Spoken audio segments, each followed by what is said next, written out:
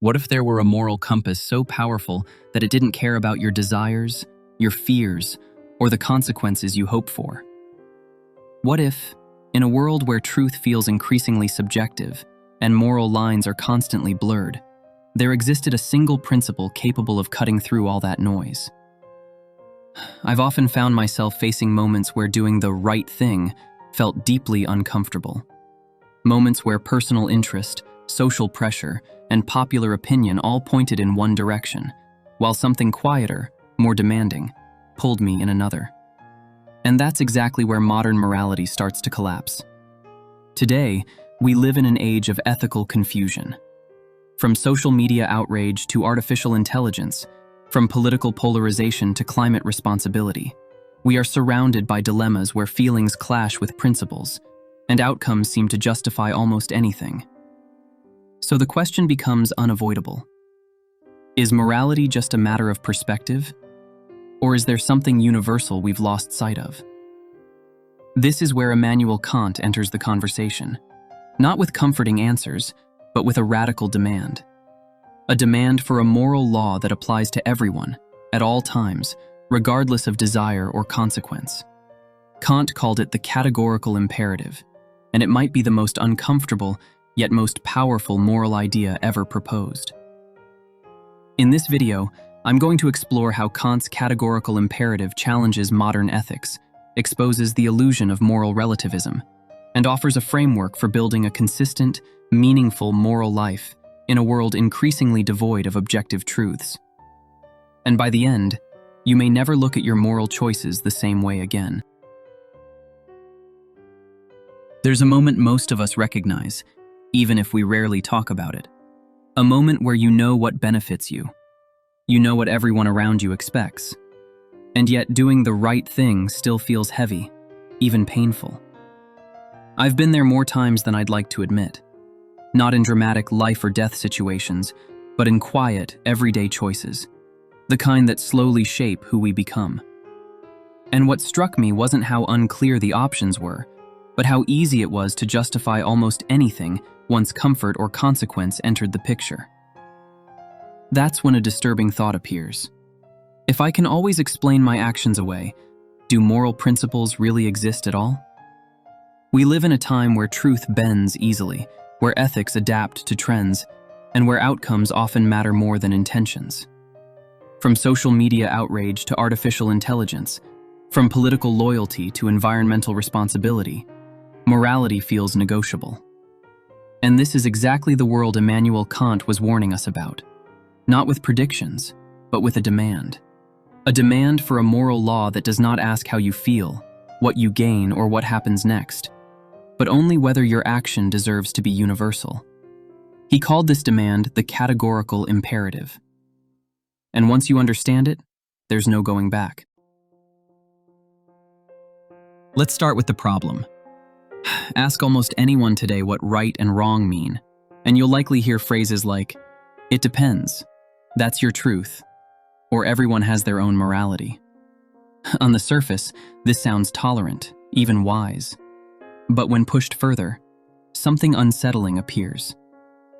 If morality is only a feeling, if right and wrong are purely subjective, then on what grounds do we condemn injustice, exploitation, or cruelty?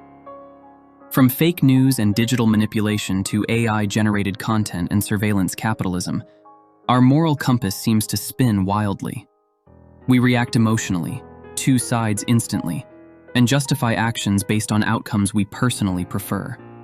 And slowly, almost unnoticed, morality turns into convenience. Kant saw this danger centuries ago. He believed that once morality depends on feelings, traditions, or predicted outcomes, it becomes fragile, easily bent, easily abused. So he asked a disturbing question. What if morality must stand independent of emotion, culture, and consequence? Immanuel Kant was an 18th century philosopher living in Königsberg, a man who rarely traveled but dared to rethink the foundations of human reason itself. While many moral theories asked, what leads to happiness? Or what produces the best results? Kant rejected the question entirely. For him, morality was not about what happens after an action. It was about the principle behind the action. Kant argued that a morally good act is good not because of what it achieves, but because it is done from duty, from respect for moral law.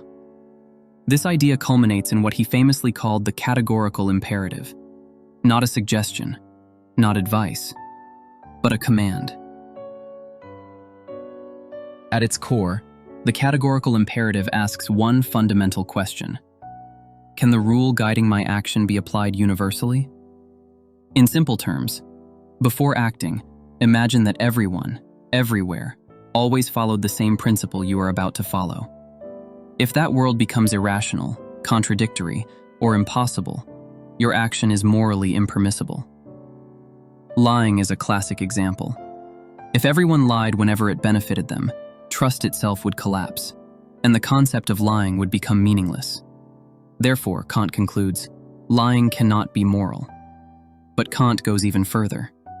Another formulation of the categorical imperative states, always treat humanity, whether in yourself or in others, never merely as a means, but always as an end. This is a direct challenge to modern instrumental thinking. People are not tools. They are not stepping stones. They are not algorithms, data points, or resources. To use someone purely for personal gain, even for a good outcome, is to violate their dignity. Finally, Kant emphasizes autonomy of the will. True moral action is not obedience to authority, tradition, or emotion, but self-legislation through reason. We are free precisely when we bind ourselves to rational moral law. This is where Kant becomes deeply uncomfortable, especially for modern audiences. He argues that emotions are unreliable, good intentions can be corrupted, and outcomes can deceive us. History is filled with atrocities justified by good results, and everyday life is filled with small moral compromises excused by convenience. Kant's message is simple but severe. If morality bends for outcomes, it eventually breaks. Now comes the real challenge. Does Kant's moral philosophy survive the complexity of the 21st century? Let's test it. Take generative AI and intellectual property.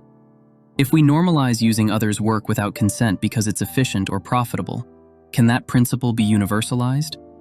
Or does it undermine the very idea of creative ownership? Consider social media behavior. Sharing misinformation because it aligns with our beliefs. Would that be acceptable if everyone did it? Kant would say no. Truthfulness is a duty, not a preference. Think about climate change. If every individual justifies inaction because their contribution feels insignificant, the universal result is catastrophe. A Kantian perspective demands responsibility independent of scale. Even in political polarization, Kant offers a radical shift. Do not ask whether your action benefits your side. Ask whether the principle itself respects human dignity and could rationally apply to all. To many, duty sounds cold, even oppressive. But Kant saw duty as the foundation of moral freedom. When we act purely from desire, we are controlled by impulses. When we act from fear of consequences, we are controlled by outcomes. But when we act from rational duty, we act freely. There is a quiet strength in this idea, a consistency, a moral backbone that does not collapse under pressure. Kant believed that a meaningful life is not one that feels good, but one that can justify itself before reason. So how do we actually live this philosophy? Start with a simple habit. Before making a moral decision, ask yourself, what if everyone did this? Notice where convenience overrides principle. Notice where emotion disguises justification. Notice where outcomes tempt you to compromise. Kant doesn't promise happiness. He promises integrity. And in a world flooded with opinions, outrage, and moral shortcuts, that might be the rarest virtue of all. The categorical imperative doesn't make life easier. It makes it clearer. It forces us to confront who we are, not who we want to appear to be. And perhaps that's why Kant still matters. Not because he gives us answers, but because he refuses to let us escape responsibility. If morality is to mean anything in the modern world, it cannot depend on comfort. It must depend on principle. And that is Kant's challenge, still standing, still demanding, still unanswered.